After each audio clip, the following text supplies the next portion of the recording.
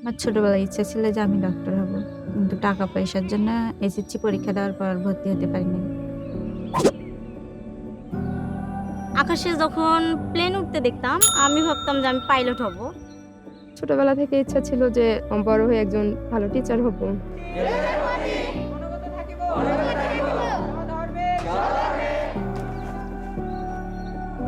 আমি যখন high school লেভেলে ছিলাম তখন থেকে আমার উচ্চশিক্ষায় শিক্ষিত হওয়ার আশা ছিল। ফ্রেন্ডশিপ মানে আমাকে এই সুযোগটা করে দিছে। ফ্রেন্ডশিপের মাধ্যমে আমি এশিয়ান ইউনিভার্সিটি ফর ওমেন পড়াশোনা করার জন্য যাব। আমি আজকের এই অবস্থান থেকে যখন পিছনের দিকে ফিরে তাকাই, তখন আমার কাছে এটা একটা স্বপ্নের মতো মনে হয়। প্রতিবেশীরা এখন আফসোস করে, মানে মেয়েদের ছোট থেকে বিয়ে দিছে, এখন আফসোস করে যে আমার মেয়ে যদি থাকতো এর মধ্যে হচ্ছে এরকম একটা পজিশনে যাইতে পারতো।